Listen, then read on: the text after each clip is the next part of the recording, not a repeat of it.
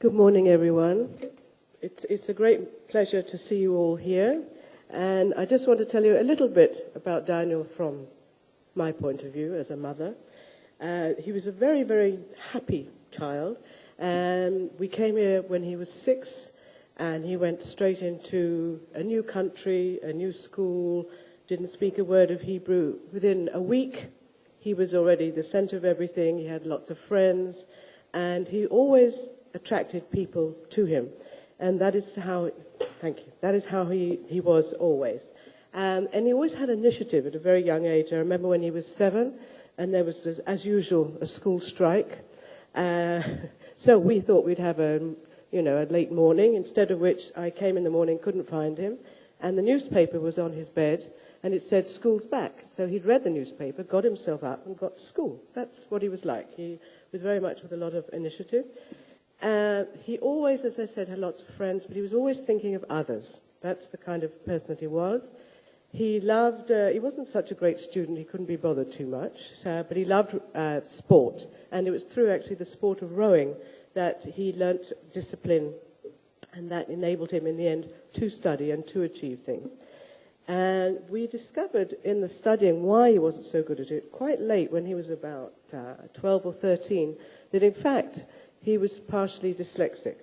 So that's why it was a bit difficult for him.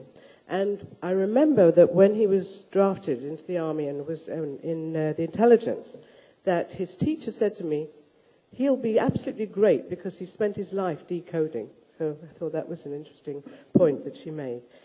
And as I said, he was in the army, then he was in the Air Force. He loved his job. As you've heard before, he always talked about clouds, and he was fascinated by them. And I very often look up at the sky, and I look at the clouds and the shapes, and I think of him when I see them moving very fast, and sometimes they're very billowing and very large, and it's almost like his huge personality, which is pushing me on to do something good and to celebrate his life rather than think about how he died in a terrible car crash. And that's why some people are late today, because it was another car crash. Some of you here may know it was in the Aravas. There were 4 of them, and they died together.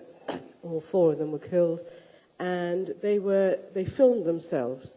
So I gave actually permission for this film to be transmitted on army bases, and every single soldier actually sees this film.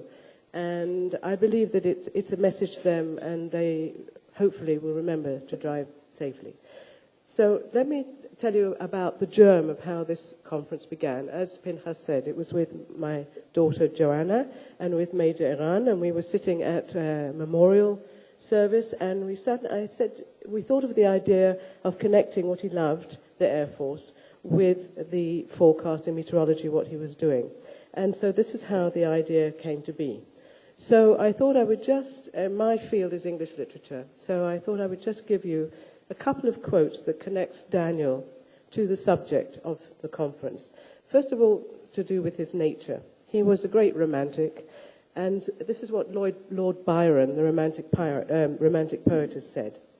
"Be thou the rainbow in the storms of life, the evening beam that smiles the clouds away and tints tomorrow with prophetic ray." Prophetic ray, isn't that what we're talking about today?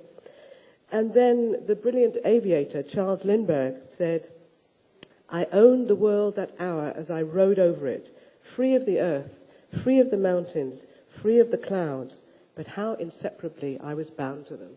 It's again that we are inseparably bound to all of the elements.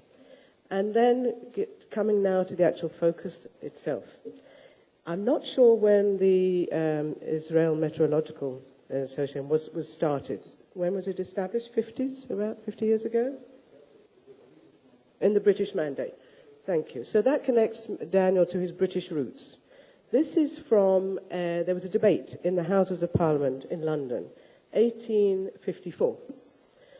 And this is what happened. The observations made upon, this is a parliamentarian, and he wants to have the idea of setting up a British Meteorological Society. The observations made upon land as well at sea would be collected, as, if that were done, he anticipated that in a few years notwithstanding the variable climate of this country, we might know in this metropolis the condition of the weather 24 hours beforehand. And what was the response from the members of Parliament? Laughter. Again, in a little bit later on, 10 years later, they haven't got very far, this is a letter in the Times of London, and here we have great experts, and this is what the letter said.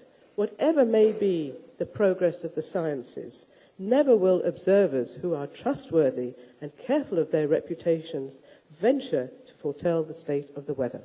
So you have to be careful with your reputation. And this is my last one and my favorite one. We have made strides, but it has taken time. And now this is the connection, the military connection. This is by, sorry, just a minute. Warren Weaver. Some of you may know of him. He was an applied mathematician in the panel of the Office of Scientific Research and Development from 43 to 46. And he's talking now about World War II. And he says here, part of the success of the invasion of the French coast came by virtue of the fact that the weather forecast for that event, made by the American forces, was so inconceivably bad that the German meteorological experts, who were substantially better, simply couldn't believe we would be so stupid as to make so bad a forecast, and could not believe that we would act upon it, and therefore could not believe that the invasion would occur at the time when it actually did. So, rather curiously, we profited by the bad state of our meteorology at that moment. So I'm hoping that what we can do here, and I'm hoping that the ramifications of this conference will be really helping those in the future, to help our country, to help everybody, because that's what Daniel would have wanted. Thank you.